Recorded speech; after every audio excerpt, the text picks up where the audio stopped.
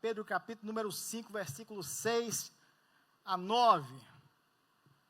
Diz assim a palavra de Deus: humilhai-vos, pois, debaixo da potente mão de Deus, para que a seu tempo vos exalte, lançando sobre ele todas as vossas ansiedades, porque ele tem cuidado de vós. Sede sóbrios, vigiai, porque o diabo, vosso adversário, anda em derredor, bramando como leão, buscando a quem possa tragar, ao qual resistir firme na fé, sabendo que as mesmas aflições se cumprem entre vós e em vossos irmãos ao redor do mundo. Mais uma vez, feche seus olhos como você está. Senhor, trata conosco nesta tarde. É a tua palavra que haverá de ser propagada neste lugar. Fala conosco de uma forma poderosa, em nome de Jesus. Preste bem atenção, queridos. Em todo tempo, a palavra de Deus, a Bíblia, ela vai nos ambientar em um espaço de resistência e de crescimento. Mas essa resistência e crescimento, ela vai ser forjada em nossa identidade quando o caráter de Deus se estabelece em nossas vidas. Mas isso só é possível quando nós temos na palavra de Deus o fundamento necessário para nos fazer compreender o tempo em que nós nos encontramos. Quando Paulo escreve a sua carta à igreja em Tessalônica, ele vai falar sobre o amor que ele sente para com esses irmãos, justamente porque esses irmãos, em meio às aflições e perseguições, conseguiram perseverar na fé e na fundamentação da palavra de Deus que haviam aprendido com Paulo. Se você abre o livro de Tessalonicenses, a sua segunda carta, no capítulo de número 1, versículo número 4, você vai ver exatamente o seguinte: por essa causa, ouçam bem isso, nos gloriamos em vocês entre as igrejas de Deus. Paulo está falando aqui sobre um senso de pertencimento, portanto, um senso de dependência do Senhor. E ele continua: nos alegramos em vocês pela perseverança, portanto, pela resistência diante das adversidades, e pela fé, portanto, confiança diante daquele que é Deus sobre a vida daquela igreja. E ele continua dizendo o seguinte: que mostram todas as perseguições e tribulações que vocês estão suportando. Portanto, é a resistência, a confiança e a fé que dá a essa igreja a fundamentação necessária para que eles perseverem diante das adversidades. Veja que o texto está me dizendo que é possível, queridos, lidar com as circunstâncias que não são favoráveis aos nossos dias. O texto está dizendo que é possível lidar com eventos que nos colocam em xeque, que mexe com a nossa mente, que mexe com o nosso entendimento. E é exatamente sobre isso que Pedro vai estar tratando no capítulo número 5, no versículo 6 a 9. Quando você observa o versículo 9, eu quero que vocês prestem bem atenção nisso. O texto nos incentiva a resistir, mediante a fé, todas as astutas ciladas do inimigo. E para que isso aconteça, Pedro assenta essa proposição em três aspectos importantíssimos. Ele diz primeiro no versículo 6, humilhai-vos debaixo da potente mão de Deus. Pedro está dizendo aqui que nós precisamos reconhecer a autoridade e a soberania de Deus em quaisquer que forem as circunstâncias. Portanto, se humilhar diante dessa autoridade é permitir e reconhecer que Deus tem a autoridade sobre tudo o que está acontecendo. No versículo 7, em sequência, ele ensina que eu devo lançar todas as minhas limitações e ansiedades diante do Senhor. Portanto, Ele está me dizendo que eu preciso confiar, ter a confiança capaz de descansar em Deus tudo aquilo que é adversidade na minha história. E aí ele conclui dizendo o seguinte: é preciso, portanto, estar sóbrio e vigilante contra as astutas ciladas do inimigo. O que é que eu aprendo aqui a partir desse texto? Que eu preciso reconhecer a autoridade de Deus no meu dia a dia, que eu preciso confiar inteiramente no Senhor, e que eu preciso ter sobriedade e entendimento quanto ao tempo em que eu estou vivendo. Há uma importância muito grande nisso aqui, porque o texto está me ensinando que a resistência de uma fé, ela é forjada diretamente em Deus, pela dependência que temos do Senhor, pela confiança que temos no Senhor e pela capacidade de compreender as coisas que estão acontecendo nesse tempo. Quando você vai para o livro de Josué, só para que vocês compreendam exatamente sobre isso, no capítulo número 1, versículo número 9, e vocês conhecem muito bem o texto, a palavra de Deus diz exatamente o seguinte: esforça-te. Essa palavra aqui, esforça-te, é um incentivo à resistência. É dizer que é tempo de nós resistirmos diante das adversidades.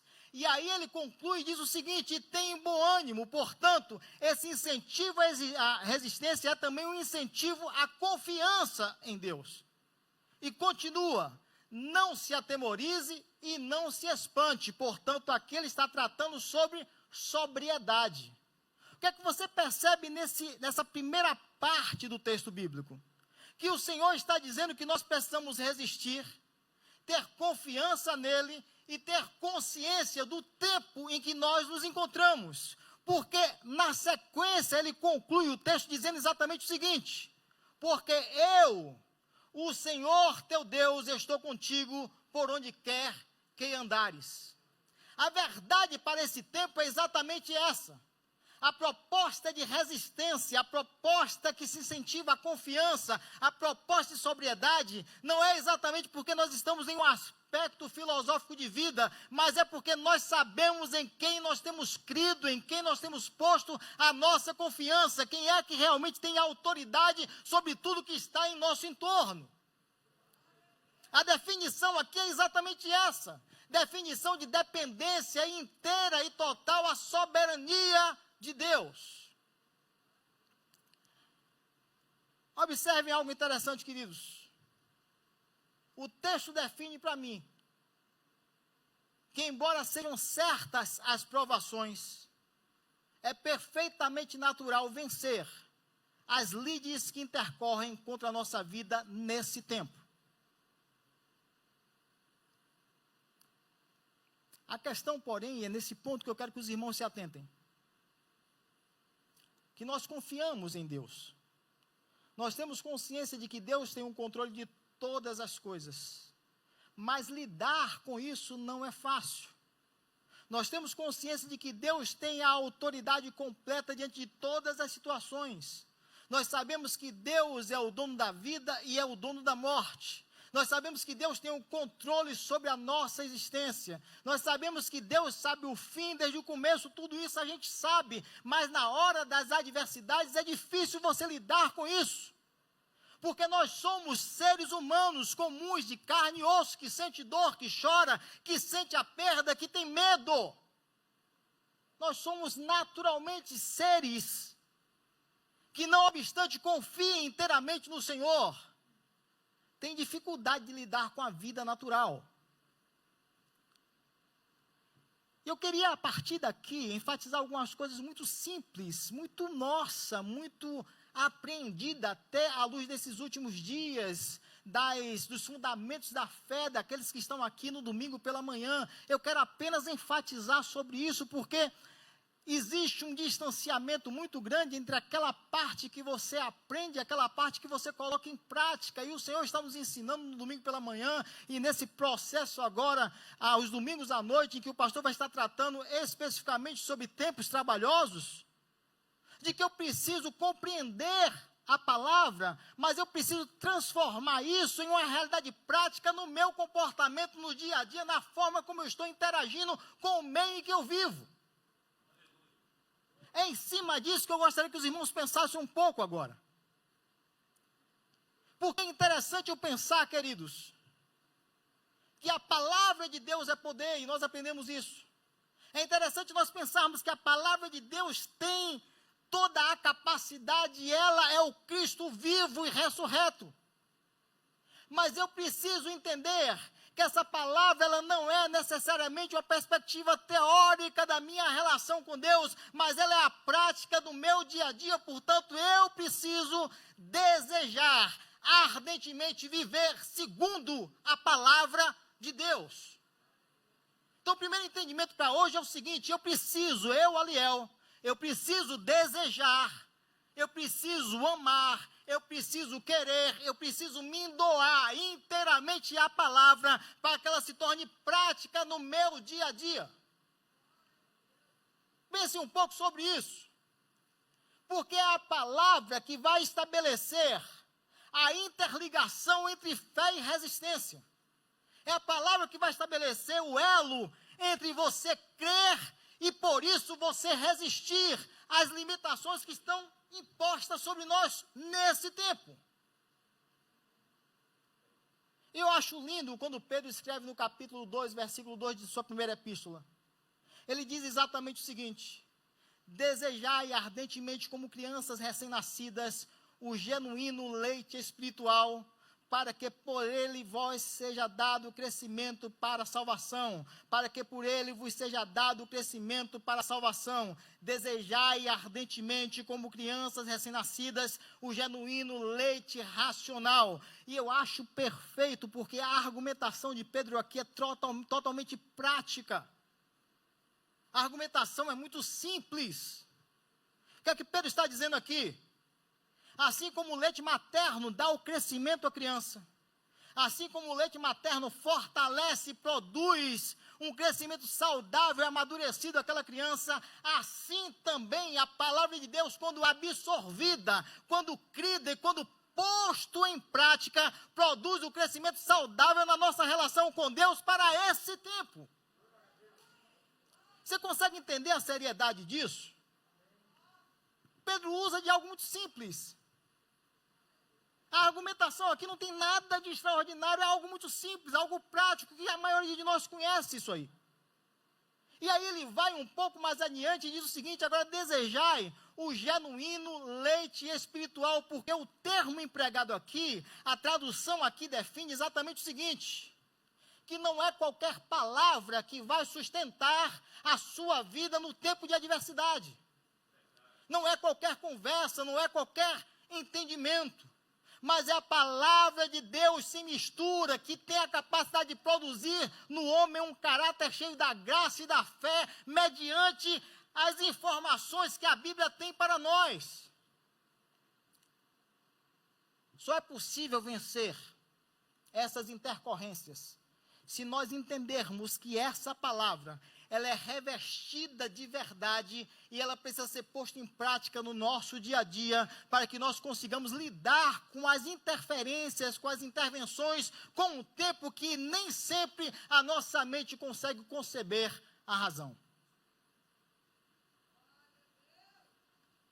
Por que pensar sobre isso? Porque a proposta de resistência, queridos, a proposta que as Escrituras têm para a resistência, não é de passividade. Ouça isso em nome de Jesus. Mas é de depuração. A resistência existe para depurar. A resistência é pela própria construção. Não é para você ser passivo diante do problema, mas é para que você possa ser depurado pelo problema que está acontecendo. É como se nós estivéssemos passando por uma peneira, a fim de que aquilo que não agrada a Deus ficasse em cima para ser jogado fora. E quem vai dizer isso é justamente Paulo, quando escreve no capítulo 5 de Romanos. Ele abre o capítulo afirmando exatamente o seguinte: Eu preciso me regozijar com o Evangelho, mas eu preciso me regozijar com esse Evangelho da graça, da mesma forma que eu preciso ser depurado pela provação, porque é na provação que eu tenho o triunfo. Olha o que é que Paulo diz, eu acho isso perfeitamente organizado. Ele diz, olha, a tribulação produz paciência, isso é depuração. A paciência produz experiência, isso é depuração. A experiência produz a esperança, e essa esperança não deixa confusão na mente do homem, porque a nossa expectativa está na eternidade. E aí ele diz, porquanto o amor de Deus, a graça do Senhor, está derramada em nossos corações pelo Espírito Santo de Deus que vos foi dado. Portanto, ainda que as adversidades sejam muito intensas, nós sabemos em quem nós estamos colocando a nossa fé, porque o Espírito Santo de Deus habita em nós. É preciso pensar sobre isso seriamente. Só que pensar não é o bastante. É necessário colocar em prática. É necessário viver essa realidade. Porque a depuração é justamente quando aqueles grãos são colocados na peneira e ela vai sacudindo até que aquilo que é puro fique separado daquilo que é impuro. Entenda algo em nome de Jesus. O que Deus está fazendo conosco nesse tempo, Deus está depurando as nossas vidas. Porque o que há de vir depois disso é muito grande. O avivamento que nós vamos viver nesses próximos anos é muito grande. Porque é exatamente a construção daquilo que Deus está preparando para que nós venhamos ter na eternidade com Ele. Você consegue entender a dimensão do que o Senhor está nos tratando hoje? Está dizendo que nós precisamos pegar essa palavra que nós temos aprendido aqui. Você está vindo aqui todas as manhãs, estamos aprendendo o fundamento da fé, você anota, até leva para casa, mas você precisa colocar isso em prática, você precisa estudar sobre isso, você precisa querer isso, você precisa transformar isso em tempos de atitude diante das adversidades que estão propostas à nossa frente. Porque a adversidade existe exatamente para isso, para eu colocar em prática aquilo que eu aprendi e que vai contrapor a situação em que eu estou vivendo. Então, qual seria o primeiro aprendizado hoje nesse sentido? Eu preciso desejar, viver segundo a palavra de Deus. Não tem nada de novo nisso. Mas também não tem nada de novo eu lhes dizer algo que é importantíssimo. O tempo de hoje é tempo de resistir em oração. Não tem nada de novo aqui. Mas é extremamente importante nós percebermos que a oração é a ligação mais concreta, queridos. E a ligação talvez mais simples entre a fé e a capacidade de resistência. Quando é que nós resistimos de fato ao inimigo? Quando nós nos decaímos de joelho, nós oramos ao Senhor e declaramos que Ele tem autoridade sobre as nossas vidas. Quando é que nós temos vitória diante de uma adversidade? Quando nós nos inclinamos em oração, colocamos a nossa vida diante dEle e pedimos a Ele que intervenha no processo. Oração é um mecanismo tão simples e tão eficaz, que o Senhor diz assim, olha, vá no teu quarto e se tranque. E o Deus que te ouve em secreto, aquele segredo do seu quarto, Deus irá ouvir e atender. Eu tive um entendimento esses dias, lá pensando, e conversei até, estava batendo papo com a Adriana sobre isso, porque às vezes eu queria muito aquela coisa assim, eu queria orar muito alto e tinha dificuldade de orar alto e de orar com voz, porque eu ficava naquela coisa assim, o inimigo vai ficar ouvindo minha oração e eu não fico satisfeito, eu quero o meu particular com Deus, então eu me calava, ficava no silênciozinho. Você já sentiu isso? Mas eu vou lhe dizer um entendimento que o Senhor me deu à luz desse texto. O que eu entendi é que o secreto não é o meu segredo diante das pessoas que estão à minha volta, das possíveis pessoas que estão à minha volta. que entrar no quarto e ir para o secreto não é me ausentar das pessoas, mas é estabelecer um elo de ligação com Deus que Satanás não tem autoridade para intervir. Então ali eu posso gritar do jeito que eu quiser, sou eu e Deus, é Deus que me levou para o secreto. Você não sabe como isso abriu a minha mente para uma nova realidade de oração. Aí quando você vai para Jeremias, capítulo de número 29, e se você olha esse texto, você vai perceber que é uma carta profética. Jeremias, ele começa escrevendo, ele endereça essa carta a partir da autoridade de Deus sobre a sua vida, aos líderes de Jerusalém que estavam exilados na Babilônia. Olha o que é que diz a carta. A carta profética diz que Deus está apresentando àquele povo um direcionamento quanto ao tempo de exílio que eles estavam na Babilônia. Agora, qual é o direcionamento de Deus? O direcionamento de Deus é que busquem crescimento, consolidem em meio à crise natural de um exílio. Quando você vai ler a carta, o Senhor está dizendo o seguinte: vocês estão exilados, sim. Foi eu que os coloquei em exílio também. Mas esse tempo é o tempo em que você precisa consolidar a sua relação com Deus e crescer, e ele diz, e ser próspero em um ambiente que é desfavorável. Só que ele diz algo importantíssimo no versículo 7, ouçam isso em nome de Jesus. Ele diz o seguinte: busquem a prosperidade da cidade para o qual eu os deportei. E orem ao Senhor em favor dela. Olha a palavra, e orem ao Senhor em favor dessa cidade. Porque a prosperidade de vocês depende da prosperidade dela. O cidadão está exilado, a crise está estabelecida sobre aquele povo, e o Senhor diz assim: você não está em crise, mas agora é tempo de você prosperar. Você não está no problema, mas agora nesse problema é o tempo, é o espaço que eu estou lhe dando para você crescer.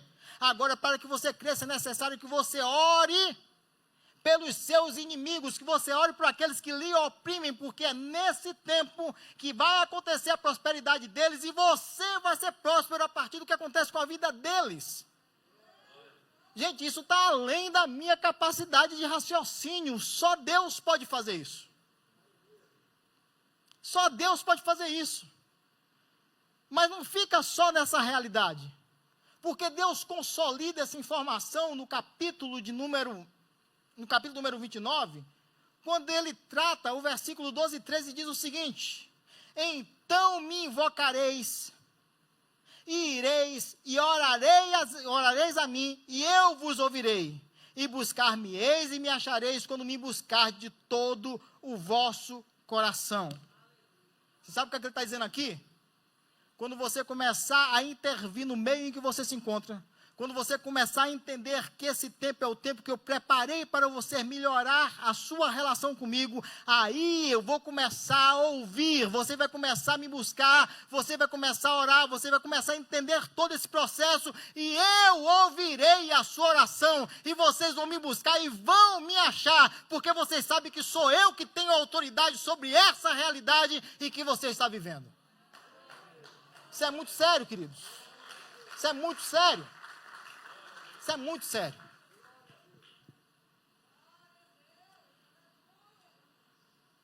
Quando você olha para esse texto, você vê o seguinte: que a oração é a chamada de auxílio ao Deus que está disposto a ouvir as suas petições.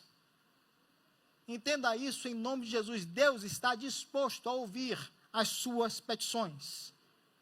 A oração é mais do que isso, chega a ser a busca assertiva de quem pretende construir, de quem pretende edificar, de quem pretende crescer em tempos de adversidades. Não está fácil para ninguém, certo? As coisas que estão aí estão muito claras em relação a isso. Tudo bem. Mas é nesse tempo que o Senhor quer fazer prosperar a minha casa.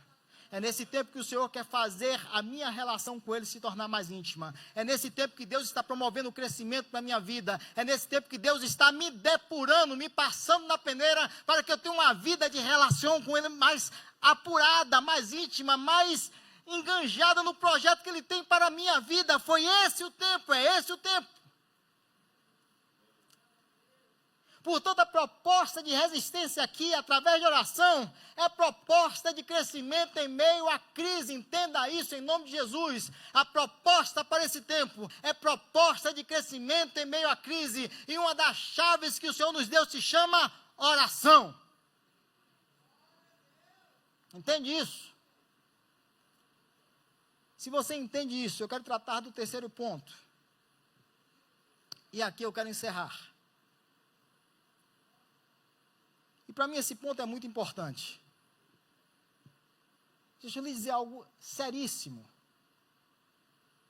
Enxergue além do tempo presente.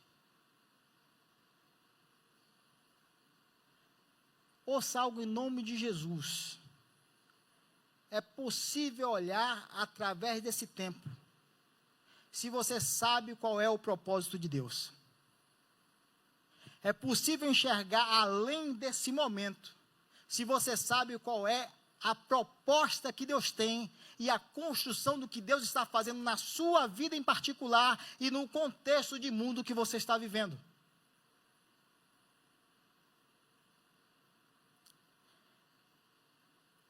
A grande questão é que a gente olha para esse momento, para esse tempo, a partir das vozes que ecoam tristes em cada esquina. Nós olhamos para esse momento dentro de uma realidade que nós não conseguimos enxergar Jesus no processo. Deixa eu lhe dizer algo muito sério aqui. Alguns dos senhores, alguns de nós, algumas pessoas cristãs comprometidas com Deus, que reconhecem a soberania do Senhor, não conseguem entender porque tudo está acontecendo e parece que Deus está passando de largo diante disso tudo. Porque está ouvindo a voz que ecoa esse tempo, não consegue enxergar através desse tempo e olhar para a proposta e para o propósito que Deus tem, que é muito maior.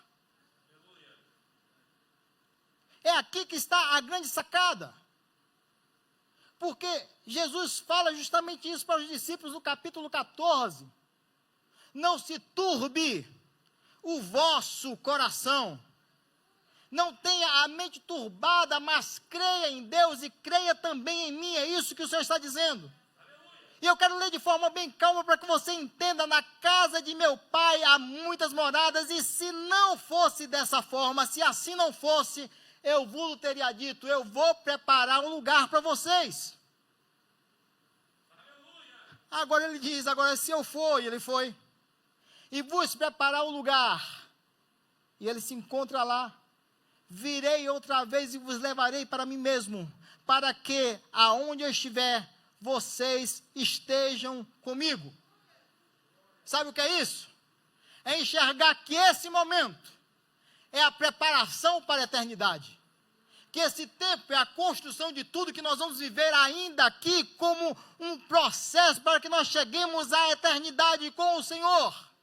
Portanto, eu estou enxergando através do tempo e olhando não exatamente para a voz que ecoa nesse momento, mas para um Deus que tem o controle de todas as coisas e que nos segura para uma vida eterna ao seu lado. Portanto, tem um lar preparado para nós, e o lar não é aqui. Meu lugar não é aqui. Se você entende isso,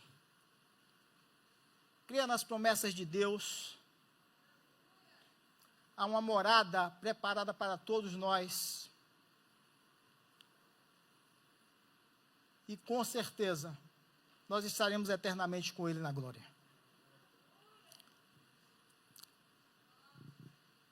Torne isso prático no seu dia a dia.